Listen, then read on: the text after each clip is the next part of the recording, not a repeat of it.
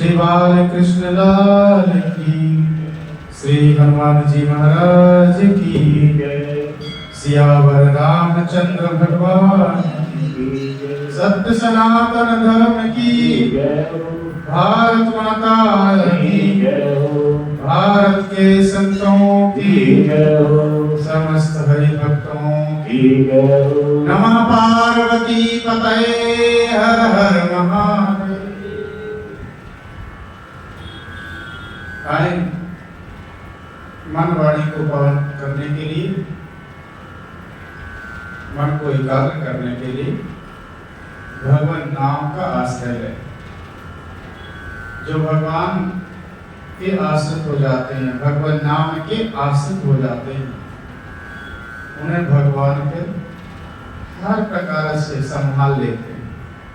आए बड़े भाव से, बड़ी हस्ती के साथ गोविंद का स्मरण करें। हे गोपाल राधा कृष्ण गोविंद गोविंद, हे गोपाल राधा कृष्ण गोविंद गोविंद, हे गोपाल राधा कृष्ण गोविंद गोविंद, हे गोपाल राधा कृष्ण गोविंद गोविंद, कृष्ण गोविंद गोविंद, कृष्ण गोविंद गोविंद, कृष्ण गोविंद गोविंद, कृष्ण गोविंद गोविंद, कृष्ण गोविंद गोविंद, माधव गोविंद गोविंद, कृष्ण गोविंद गोविंद, माधव गोविंद गोविंद, हे गोपाल राधा कृष्ण गोविंद गोविंद, हे गोपाल राधा कृष्ण गोविंद गोविंद, हे गोपाल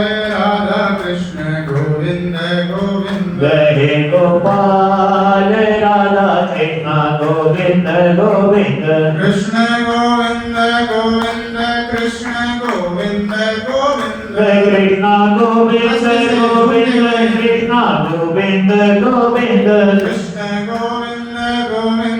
कृष्ण गोविंद गोविंद, कृष्ण गोविंद गोविंद, कृष्ण गोविंद गोविंद, कृष्ण गोविंद गोविंद, हे गोपाल राधा कृष्ण गोविंद गोविंद, हे गोपाल राधा कृष्ण गोविंद गोविंद, हे नंदलाल राधा कृष्ण गोविंद गोविंद, हे नंदलाल राधा कृष्ण गोविंद गोविंद, हे नंदलाल राधा कृष्ण गोविंद गोविंद, हे नंदलाल राधा कृष्ण गोविंद गोविंद, श्री सच्चिदानंद भगवान भगवान की जय। अर्चनी वंदनी प्रातः स्मरणी अनंत कोटि ब्रह्मांड नायक जगन्यंता जगदाधार जगदीश्वर सर्वेश्वर श्री माधव को नमन करते हुए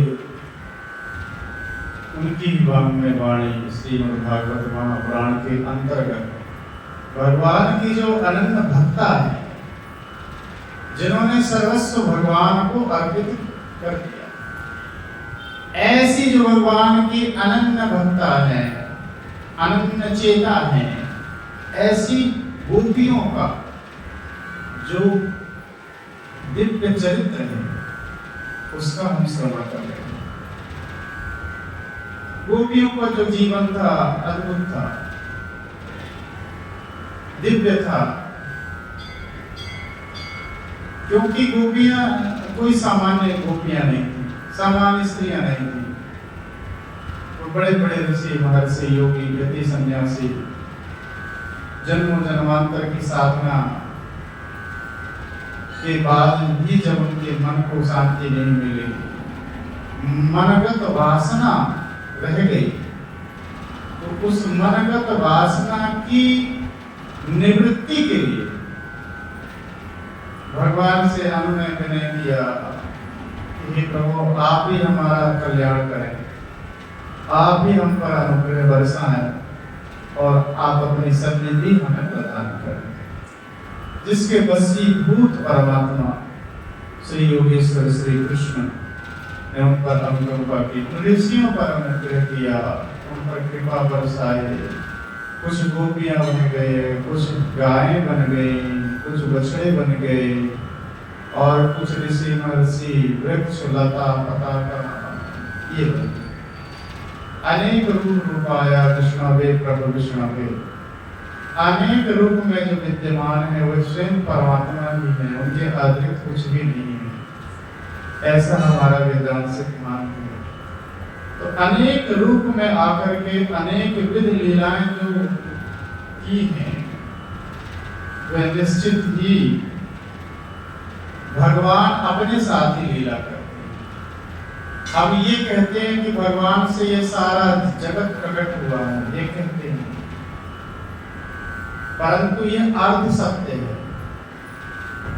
जब हम ये कहते हैं कि ये सारा जगत, ये संपूर्ण सारा संसार भगवान से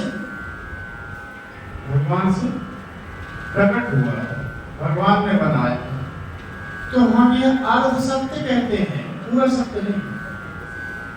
वेदांत कहता है वास्तव में भगवान ही इस संसार के रूप में है, जगदीश्वर ही जगत के रूप में। वे कहते हैं जगदीश्वर ने जगत को नहीं बताया, तो जगदीश्वर ही स्वयं जगत बन गए। समझ में बात आ रही? एक तो होता है किसी वस्तु के द्वारा किसी चीज को बनाना, तो हम ये कह सकते हैं फला फला आदमी ने आकर के ये वस्तु बना दी, ये फर्नीचर बना दिया, ये मकान बना दिया, ये बिल्डिंग बना दी, हम ये व्यवहार करते हैं। परंतु यहाँ ऐसी बात नहीं है, यहाँ तो उल्टी बात है। जब परमात्मा कहते हैं तो कुछ है ही नहीं, तो उन्होंने जगत को और अन्य सामग्री से बनाएंगे कैसे? तो वेदांत सिद्धांत ये कहता है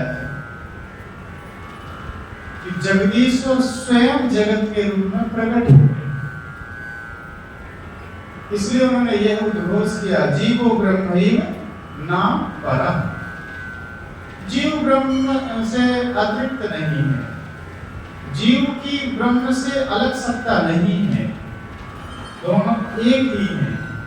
तो यह जो महाराज का जो ये पूरा जो कथानक है, ये जो लीला है, यह वस्तुतः जीव और ब्रह्म का मिलन है। रसा नाम समूह रासम, रसा नाम अर्थात जीवा नाम समूह, रसो नाम ईश्वर, रस नाम है ईश्वर का, रस नाम है ब्रह्म का, रस नाम है जीव का। तो इनका जो समूह है उसका नाम क्या है? रास। ऐसी दिव्य रास जिसको देखने के लिए लौकिक दृष्टि की जरूरत नहीं होती, जिसे देखने के लिए, जिसे समझने के लिए अलौकिक दृष्टि की आवश्यकता पड़ती है, और वह अन्यत्र से नहीं आती है। वह तो जब भगवान अनुग्रह बरसाएं हम पर, जब भगवान हम पर कृपा बरसाएं, तो उनकी कृपा प्रसाद से ही वो दिव्य दृष्टि हमें प्राप्त होती है, तो हम रास के रहस्य को समझ पाने में समर्थ हो पाते हैं। गोपियां कहती हैं जयति ते दिगम जन्मना प्रजः श्रयत इंदिरा सस्वदात्री दरिद्रस्यता दिक्च्युतावका वैरिदासवा त्वां विचिन्वते सरदुदासे साधुजात सा सरसिजोदरा श्रीमुषादृशा सुरतनाथ ते सुलुकदासिका वरद निगनतो नेमिवर विसजलाप्यया व्याल राक्षसा वदस मारुता वैद्युतानला विस्मयात्मजा विस्मतो भया वृषभते वयं रक्षिता। उच्चारण हो रहा है ना सब लोगों का? नहीं हो पा रहा? हो पा रहा है ना? हाँ, उच्चारण बढ़िया से करना है। एक एक शब्दों का उच्चारण जब करेंगे ना तो ही आपको अर्थ स्पष्ट हो पाएगा। प्रयास करें, धीरे धीरे हो जाएगा। यदि आप प्रयास करते हैं ना तो ऐसी कोई भी चीज नहीं जो ना हो पाए। थोड़ा आपको प्रयास करना पड़ेगा। केवल यहाँ ही नहीं, आप घर में जाते हैं जब तो वहां भी आप एक एक करके उच्चारण करेंगे। ये जो पेपर छपा है इसमें स्पष्ट से अक्षर नहीं आ पाएंगे। यहाँ वहाँ हो गए हैं तो इसको और ठीक किया जा सकता है। गोपियां कहती हैं, हे प्रभु, हे सुरतनाथ। कल दूसरे श्लोक के ऊपर भी चिंतन कर रहे थे, तीसरे श्लोक के ऊपर भी चिंतन किया। हे सुरतनाथ, सुष्ठु।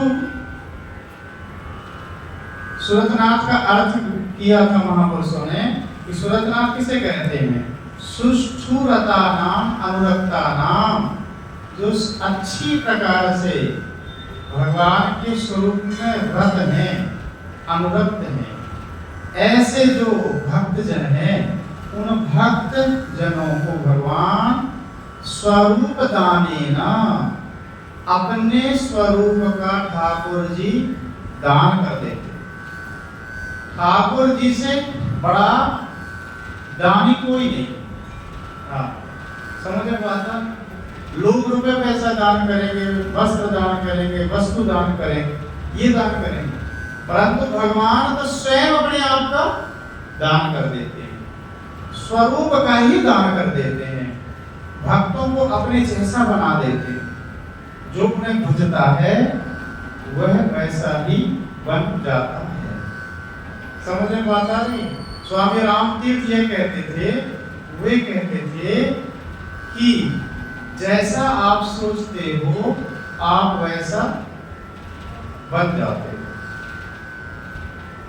जैसा आप सोचते हैं वैसा आप बन जाते हैं धीरे धीरे करके। आप थोड़े दिन किसी विषय पर आप चिंतन करके देखिए, धीरे धीरे करके वह जो विषय है आपके अंतर में इस प्रकार से प्रविष्ट हो जाएगा कि धीरे धीरे करके एक ऐसी स्थिति आएगी कि जागते हुए तो उसका चिंतन मनन होगा ही। जब आप सो रहे होंगे तो सोते समय भी आप उसका चिंतन करेंगे, सोते समय में भी उसी का चिंतन होगा। आप कहते हैं महाराज कुछ स्वप्न ऐसे आते हैं कि जिन्हें हम कभी देखे नहीं होते, वैसे भी स्वप्न आते हैं। तो नहीं, हमारे शास्त्र कहते हैं कि स्वप्न वही उसी का आता है जिसका आपका चिंतन होता है। हाँ, ये जरूर है कि कुछ वस्तुओं को आप भूल जाते हैं देख करके, चिंतन करके, फिर वे याद आते हैं, फिर आप स्वप्न में देखते हैं तो आपको पता चलता है इन वस्तुओं को तो हमने देखा ही नहीं था, इन व्यक्तियों को तो हमने देखा ही नहीं था। अरे भाई अभी नहीं देखे, 1-2 साल पहले नहीं देखे, हो सकता है पिछले जन्म में, पिछले जन्मों का संस्कार हो। तो अनादि जन्म जन्मांतर के संस्कार हमारे हृदय में पड़े रहते हैं संस्कार रूप से, और वही हमें दिखाई देते हैं। तात्पर्य क्या है? तात्पर्य यह है जिसका आप चिंतन करेंगे, जिस इष्ट का चिंतन करेंगे, उसी इष्ट के जैसे आपका स्वरूप होता चला जाता है। आप भगवान शंकर की ज्यादा चिंतन करेंगे तो भगवान शिव के स्वरूप के होते जाएंगे, जैसा भगवान शिव का स्वरूप है।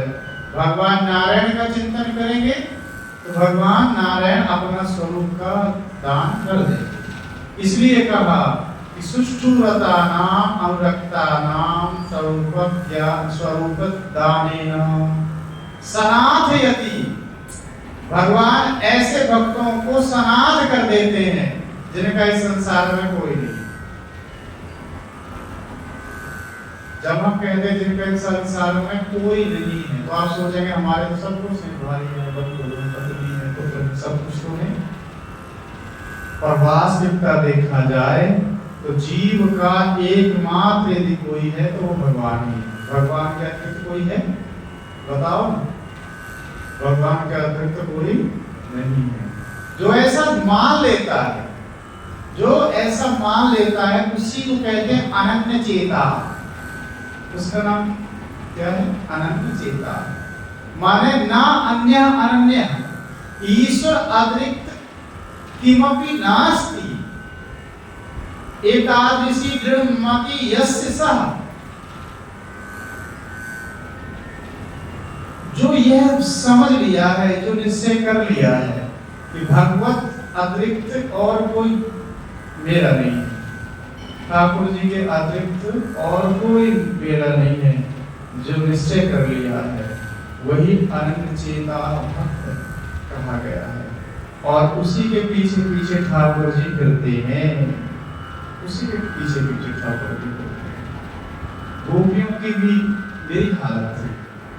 गोपियां घर में रहती हैं, गृहस्थ आश्रम का पालन करती हैं, फिर भी गोपियों के मन में यह है कि मेरे तो गिरधर गोपाल, मेरे एकमात्र ठाकुर हैं, उनके अतिरिक्त कुछ नहीं। व्यवहार भी निभाती है, ऐसा नहीं कि व्यवहार नहीं निभा रही है, व्यवहार निभा रही है, पति देव की सेवा कर रही है, बच्चों की सेवा कर रही है, सबका लालन पालन करते हुए भी उनका चित्त ठाकुर जी में लगा हुआ है। ऐसी गोपियां सुरथनाथ थे, अशुल्क दासी का, हम आपकी अशुल्क दासी हैं, बिना मोल की दासी हैं, आपसे हम मोल नहीं मांग रही ठाकुर जी, केवल और केवल हम तो आपसे प्रेम कर रहे हैं, बिना मोल की दासी। हम हैं क्या? हमारी स्थिति कुछ ऐसी है क्या? हम अपने ऊपर थोड़ा चिंता करें। हम भगवान के मंदिर जाते हैं, भगवान के द्वार पर जाते हैं, तो क्या हम ऐसी भावना बना पाते हैं कि भगवान से कुछ ना मांगे? बना पाते हैं? हमारी डिमांड बढ़ जाती है। ठाकुर जी के मंदिर जाने के बाद ठाकुर जी से कहते हैं और कुछ ना मांगे तो ये तो कहते हैं सब कुछ अच्छा रहा है, ये तो मांगते ही नहीं कि नहीं मांगते, सब कुछ ठीक ठाक रहा। अरे भाई, जब आप मंदिर आ गए हो ना, सब ठीक ही हो। और यदि पूछना भी है, बोलना ही है, ठाकुर जी से बातें ही करनी है, तो उनसे ये पूछ लो कि आप कैसे हैं ठाकुर जी। आप किसी से मिलते हैं ना, तो मिलने के बाद क्या बोलते हैं उससे? कुछ बोलते हैं? नहीं बोलते। बताओ। आज लगता है एकादशी का व्रत पूर्ण तैयार है, मौन व्रत है। आप कुछ पूछते हैं कि नहीं पूछते? क्या पूछते हैं? हाँ, डॉक्टर साहब आए हैं तो डॉक्टर साहब जब मिलते हैं दूसरे से, सामने आते हैं, तो क्या पूछते सर्वप्रथम? आप कैसे हैं? हाँ, हरिओम जी आप कैसे हैं? यही शब्द होता है आपके मुखारविंद पर, यही शब्द होता है, हरिओम जी, राम राम जी, आप कैसे हैं। आप ठाकुर जी से जब मिलो तो ये नहीं पूछ सकते कि ठाकुर जी आप बताओ ना, आप कैसे हैं।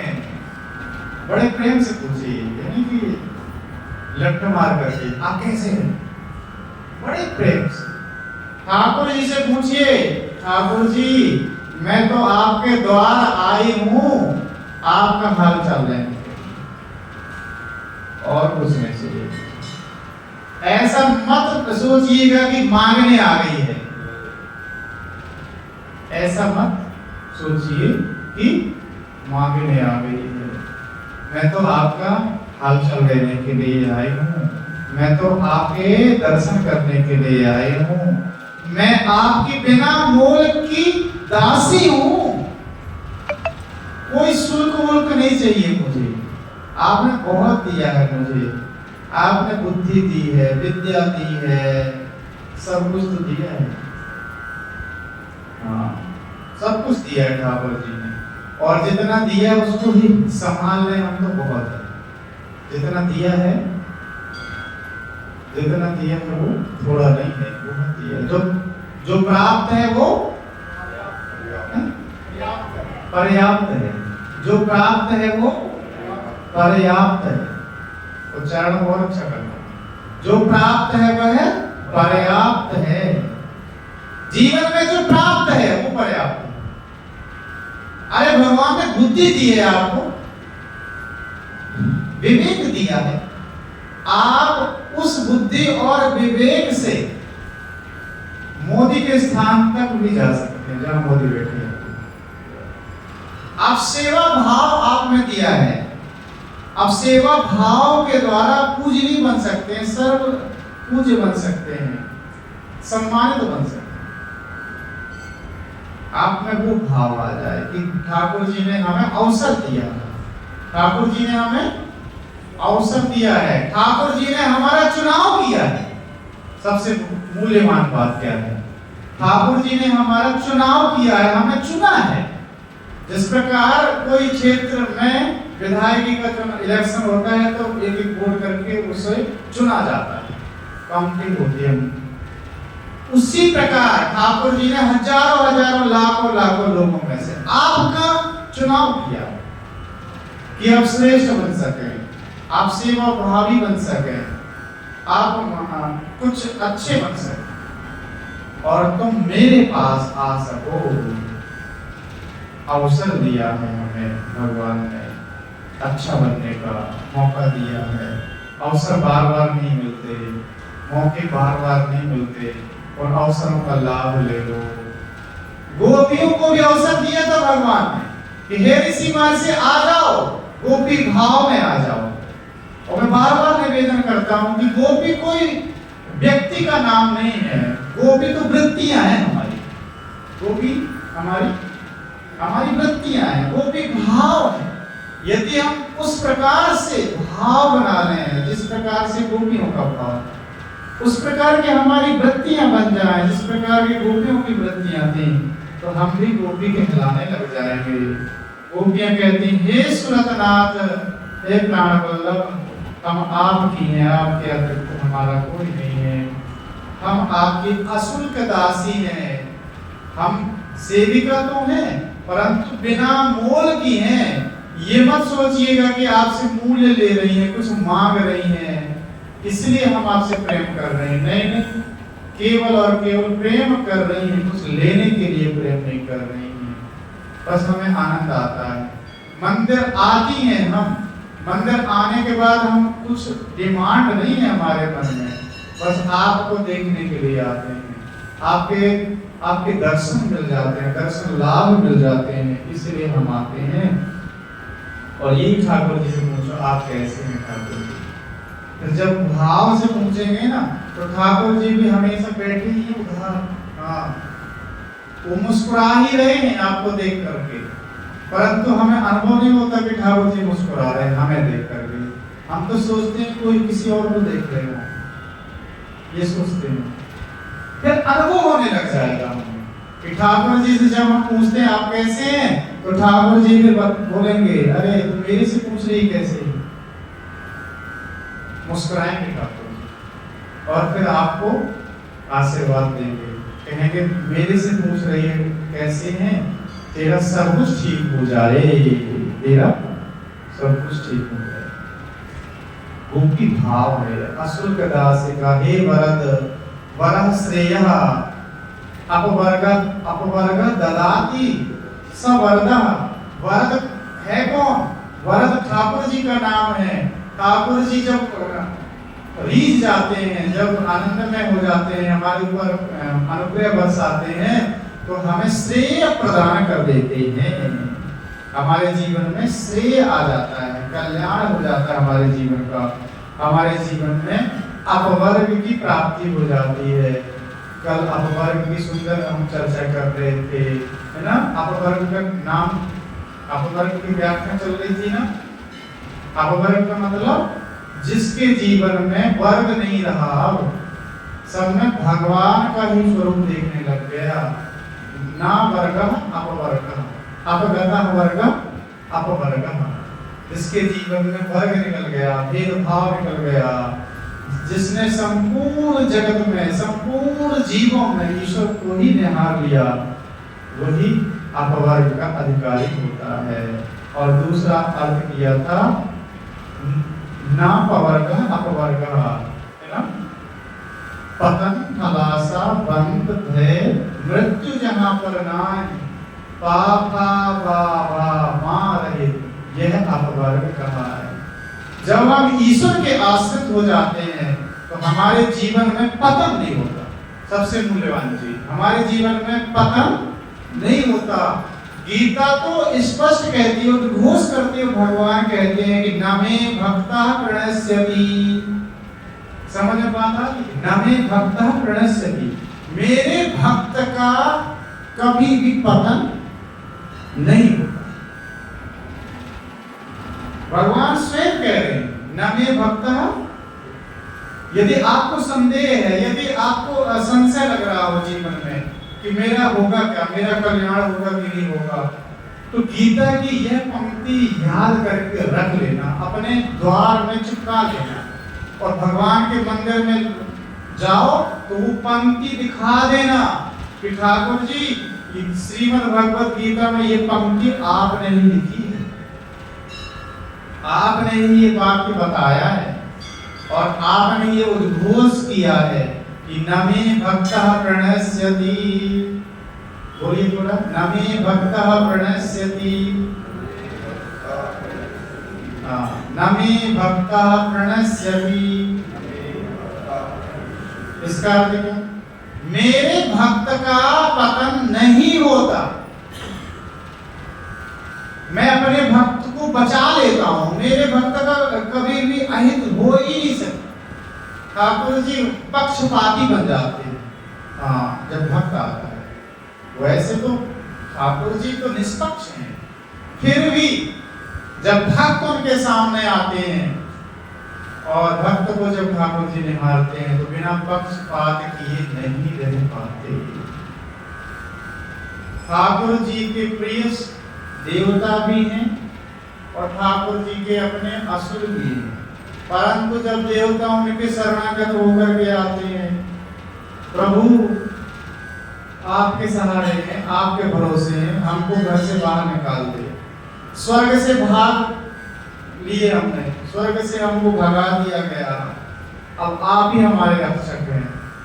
तो भगवान जब देखते हैं कि मेरे भक्त मेरे पास आए हैं, शरणागत हैं, तो फिर भगवान देवताओं के पक्ष में आकर के और उन्हें स्वर्ग का सिंहासन वापस दिलवा दे।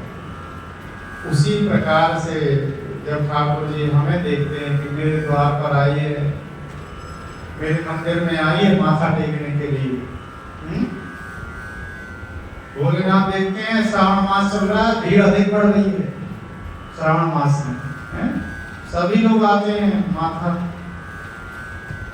माथा टेकने के लिए, माथा टेकते हैं। भोलेनाथ के द्वार पर माथा टेकते हैं, आते हैं। श्रावण तो बहुत भीड़ होती है मंदिरों में, और कल श्रावण सोमवार था तो देखो कितनी भीड़।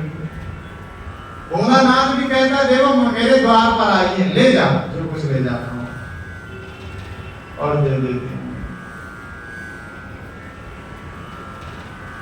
जब आप मंदिर आते हैं, माथा टेकते हैं, तो आपकी माथे की लकीरें बदल जाती हैं। ध्यान रखना, आप जब माथा टेको ना तो माथा बड़ी श्रद्धा से टेको, लकीरें बदल जाती हैं। एक बार ब्रह्मा जी तो अपना इस्तीफा लेकर के आ गए, और इस्तीफा लेकर गए, माता पार्वती के पास पहुंचे, भैया अब मैं ये सब कारोबार छोड़ रहा हूँ, मेरे से अब नहीं हो पाएगा। अरे हुआ क्या ब्रह्मा जी, हुआ क्या?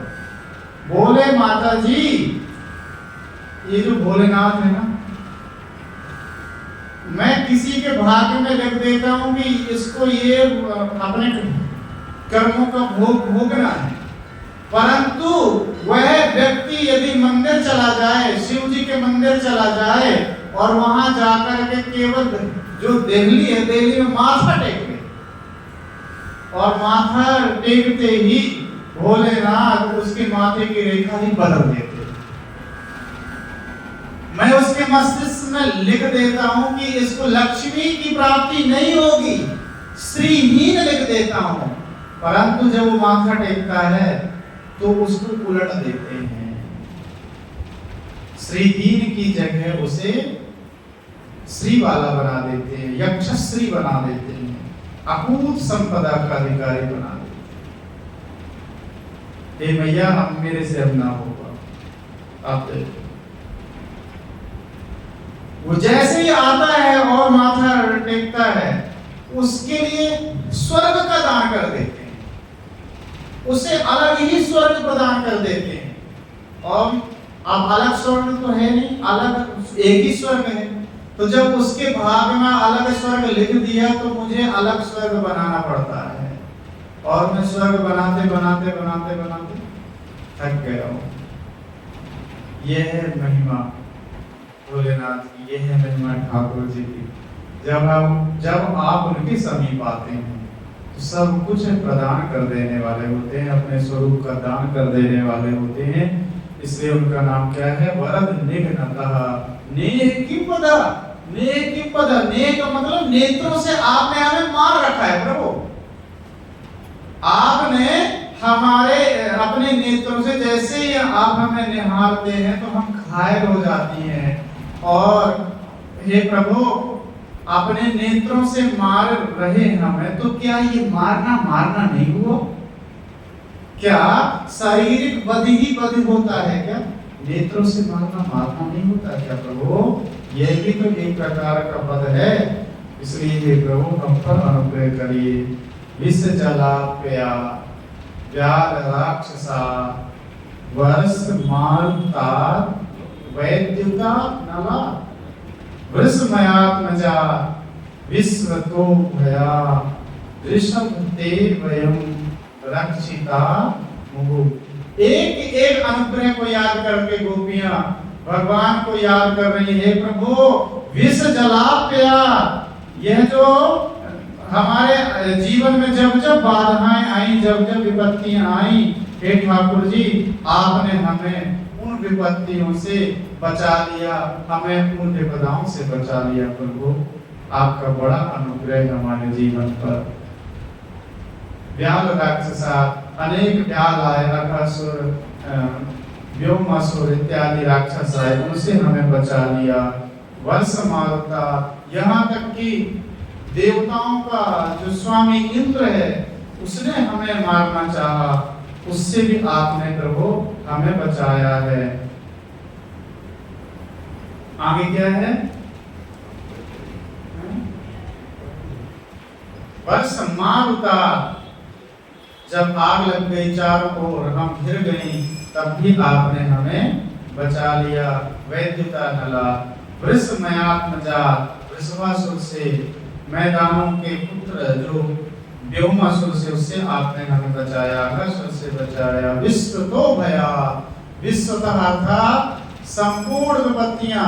गोपियां कहती एक दो विपत्तियां हो तो हम वर्णन करेंगे, अनेक विपदाएं जब जब विपत्तियां आई, उन विपत्तियों से हे प्रभु आपने हमें, हे ऋषभ, हे ऋषभ ये संबोधन है, हे ऋषभ क्षरा अक्षरातीत ऋषभः, यहाँ अर्थ किया क्षरा अक्षरातीत जो पुरुषोत्तम है उसी का नाम क्या है?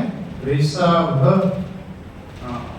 हे ऋषभ, हे क्षर अक्षरातीत पुरुषोत्तम परमात्मा, आपने हमें बचाया है। तो अब हमें आप क्यों मार रहे हैं? आप हमसे दूर क्यों चले गए हैं प्रभु?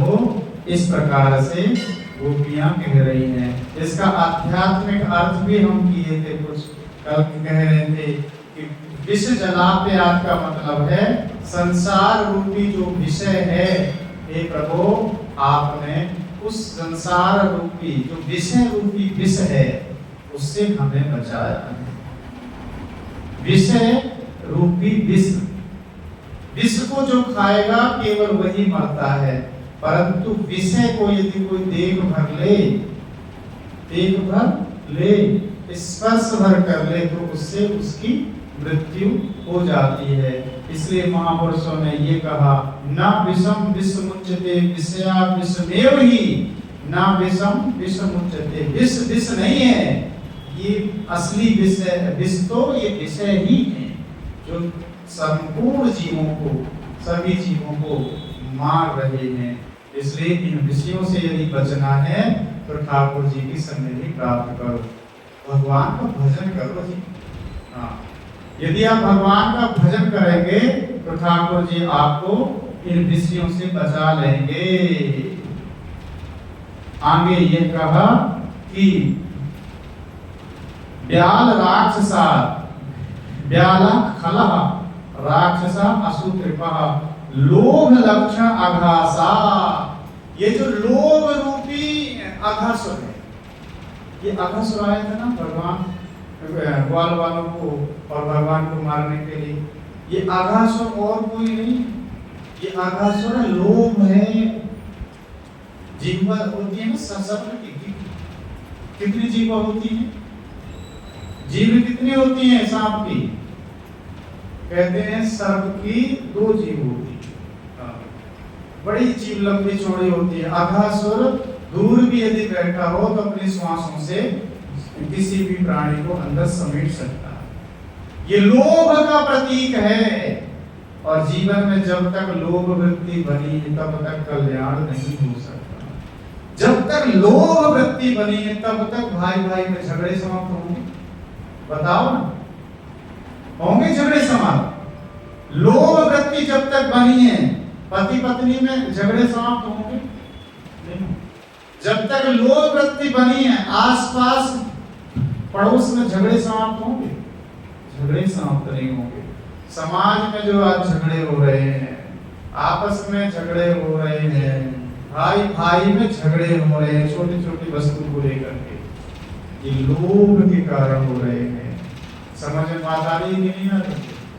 तो जब तक लोभ रूपी अघासुर का वध नहीं करेंगे तब तक जीवन में कल्याण नहीं हो सकता। और इसकी एक जीव नहीं है, 2 जीव है। हाँ, यहाँ से भी मिल जाए और वहां से भी, बोलो ना, ये भी मिल जाए और वो भी मिल जाए। सामने से तो मिले भी, पीछे से भी। जितनी मूल्य की वस्तु है वो तो मिले ही, और झूठ बोल करके उसको बढ़ा चढ़ा करके दुगने तिगने रेट में, बोलो राधे राधे। तो ये जो अघासुर है, ये कहते हैं लोभ लक्षण अघासुर है। और ध्यान रहे, जब तक ठाकुर जी का अनुग्रह नहीं होता तब तक ये लोभ नहीं मरता। शरीर भले जीर्ण शीर्ण हो जाए, लोभ समाप्त नहीं होता जल्दी। तो लोभ को मारने के लिए, लोभ रूपी अघासुर का वध करने के लिए केवल ठाकुर जी ही समर्थ हैं और अन्य कोई समर्थ नहीं है। इसलिए यहाँ महापुरुषों ने अर्थ किया, लोभ लक्षणा अघासा किम वा विपरीतार्थ शरीर विपरीतार्थकारी शरीरात्मवादी एवं ब्याला। और ये जो ब्याल है ये कौन है? शरीरात्मवादी ही ब्याल है, जिसने अपने शरीर को आत्मा मान लिया है। यावत् जीवेत सुखम जीवेत ऋणम कृत्वा घृतम पीवेत। समझ में बात आ रही? जब तक जियो, जिनका यह सिद्धांत है, जब तक जियो सुख पूर्वक जियो जी। यावत् जीवेत सुखम जीवेत ऋणम कृत्वा घृतम पीवेत। जब तक जियो आनंद से जियो, मौज लो। और यदि पैसे ना हो महाराज तो क्या करें?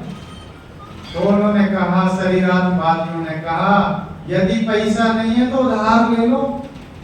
हाँ, लोगों से उधार ले करके, मांग करके, और आप घी पियो। पुराने जमाने में घी पीते, समझ में बात आ रही? पहले जमाने में जो मूल्यवान चीज होती थी वो घी होती थी। हाँ, तो घी पीते थे। तो बोले, आपके पास यदि रुपए पैसे नहीं है खरीदने के लिए तो उधार ले लो, मांग लो आस पास पड़ोस वालों को, फिर मत देना है। अरे देखा कौन है मरने के बाद?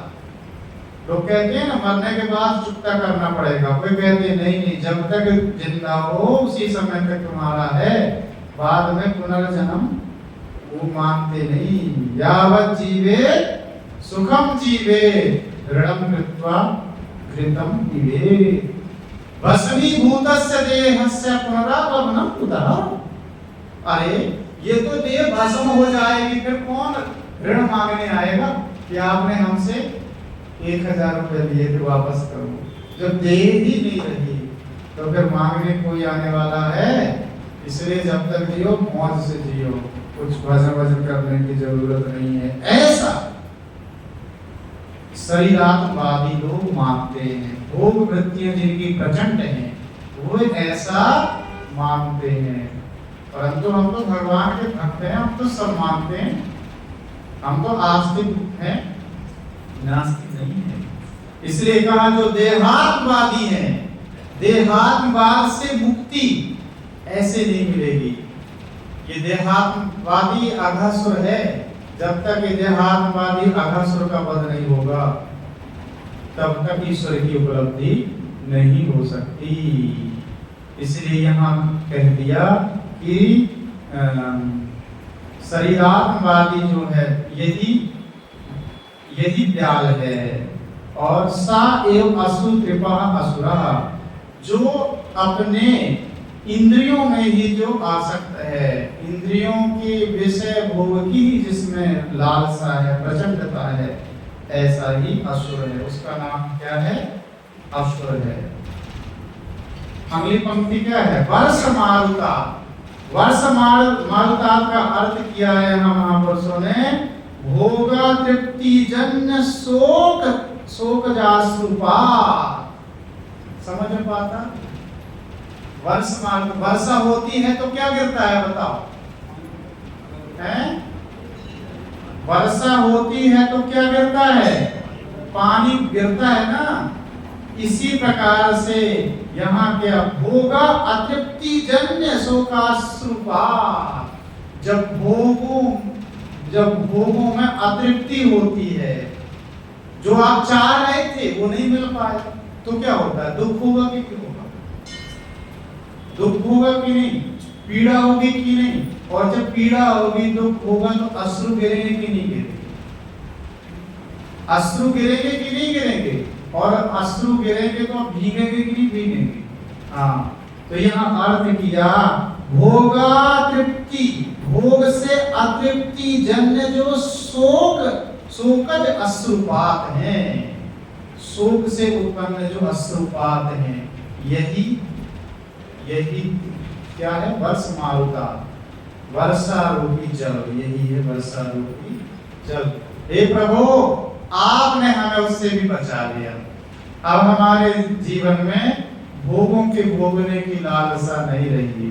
तो जब भोग से जो अतृप्ति होती है, उससे जो संताप होता है, उससे जो अश्रुपात होते हैं, वो हमारे जीवन में है नहीं रहे, वो हमारे जीवन में नहीं रहे प्रभु।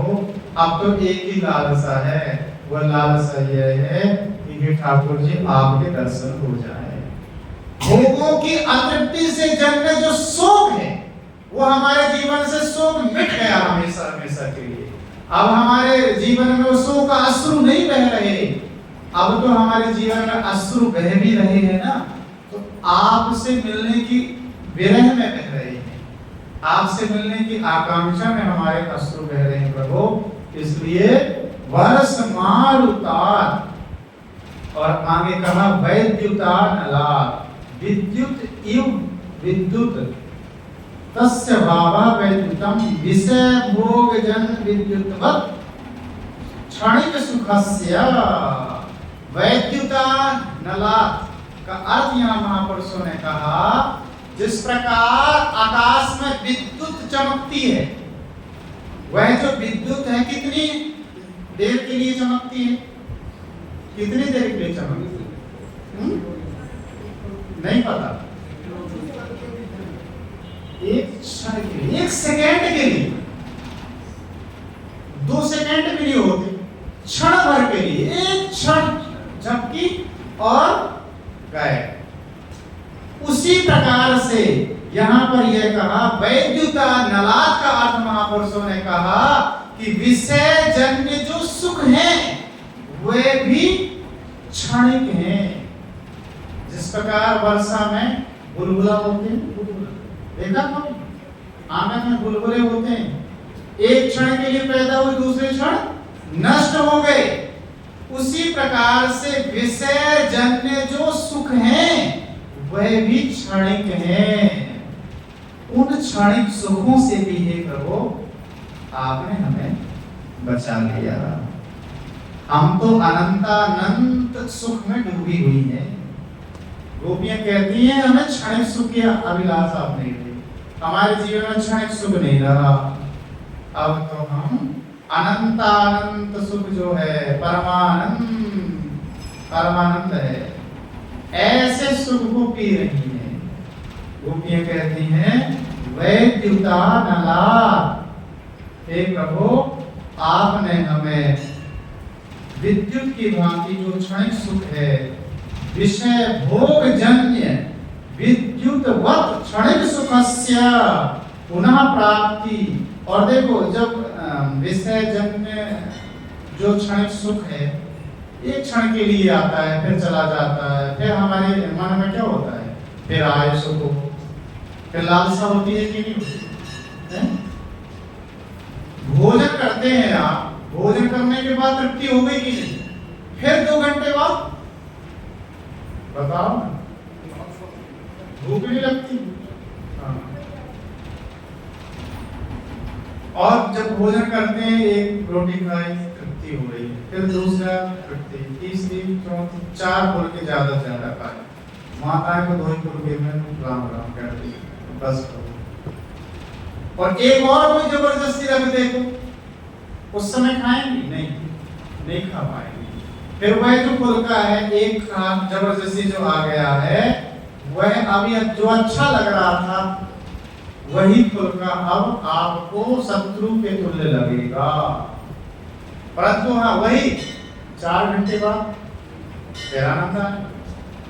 उसी प्रकार ये संसार के विषय हैं, भले ही थोड़ी देर के लिए क्षणिक हैं, थोड़ी देर के लिए आए, आप उनसे तृप्त हो गए थोड़ी देर के लिए, फिर वो जब चले जाते हैं फिर आप उनकी याद में, फिर उनके चिंतन, फिर वो सुख मिले हमें।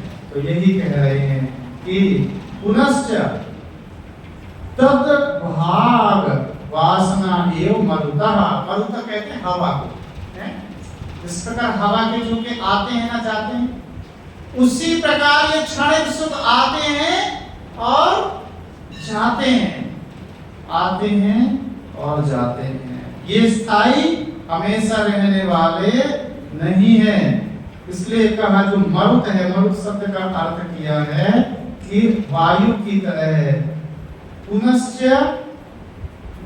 तब भाग वासना एवं मरुतः तस्मात् पुनः वैद्युतानला विद्युत एव विद्युत स्वभावं वैद्युतम विषय भोजन विद्युत लक्षण सुखस्य पुनः प्राप्ति कामना लक्षण अनल एव वैद्युतानलः वैद्युतानला, ये अर्थ हो गया। पुनश्च वृषमयात्मजा कर्म कांडोक्त अश्वमेधादि शेष यज्ञ वृष शब्द वाच्य। वृषमयात्मजात का अर्थ किया कि जो हमारे शास्त्रों में वर्णित कौन है, अश्वमेधादि शेष जो यज्ञ बताए, बड़े बड़े यज्ञ बताए महाराज वेदों में कि इस यज्ञ को करोगे तो ये फल होगा, इस यज्ञ को करोगे तो स्वर्ग की प्राप्ति होगी, स्वर्ग में आपको ये चीजें, ये सुख सुविधाएं आपको मिलेंगी। तो वही कह रहे हैं कि अश्वमेधादि शेष यज्ञ वृष शब्द वाच्य तन्मया यज्ञ समूहा तदात्मजा तदजन्य स्वर्गादि रूप फलम। उसका फल क्या है? देखो यज्ञ का फल क्या है, यज्ञ का फल क्या है? आपने यज्ञ किया तो यज्ञ का फल क्या हुआ? यज्ञ का फल हो गया स्वर्ग मिल गया और स्वर्ग का भोग मिल गया। स्वर्ग का भोग आपने भोगा निश्चित समय तक, कितने समय तक आप स्वर्ग में रह सकते हैं, वहां भोग भोग सकते हैं, पर क्षीणे पुण्य मर्त्य लोकम विसंति, जैसे ही आपका अकाउंट का बैंक बैलेंस जब समाप्त हुआ तो आपको वहां से धक्का मार के निकाल दिया जाएगा, फिर आपका पतन हो जाता है। इसलिए पुनरागमनम पुनरपि जननम पुनरपि मरणम पुनरपि जननी जठरे शयनम। आपने यज्ञ किए, सुकृत किए, उसका फल स्वर्ग आदि भोगों की प्राप्ति हुई, परंतु जैसे ही आपको आपके जो पुण्य क्षीण हुए, वैसे ही क्या हुआ, वैसे ही आपका पतन हो जाता है, आपका पतन हो जाता है, नीचे आप गिर जाते हैं। समझ में बात आ रही है? आपका पतन हो जाता है। तो वही चक्कर चलने लग गया, जन्म फिर मरण, जन्म मरण, जन्म मरण, जन्म मरण, ये चक्कर चलने लग जाता है। और यही कहा कि हे गोपियां कहती, हे प्रभु आपने इस जन्म मरण के चक्कर से हमें छुड़ा दिया, आपने हमें जन्म मरण के चक्कर से छुड़ा दिया। आए भगवत नाम का स्मरण करें। हे गोपाल राधा कृष्ण गोविंद गोविंद, गोपाल राधा कृष्ण गोविंद गोविंद, हे गोपाल राधा कृष्ण गोविंद गोविंद, हे गोपाल राधा कृष्ण गोविंद गोविंद, कृष्ण गोविंद गोविंद कृष्ण गोविंद गोविंद, कृष्ण गोविंद गोविंद कृष्ण गोविंद गोविंद, कृष्ण गोविंद गोविंद कृष्ण गोविंद गोविंद, कृष्ण गोविंद गोविंद कृष्ण गोविंद गोविंद, हे गोपाल राधा कृष्ण गोविंद गोविंद, हे गोपाल राधा कृष्ण गोविंद गोविंद। बोलिए सच्चिदानंद भगवान की जय।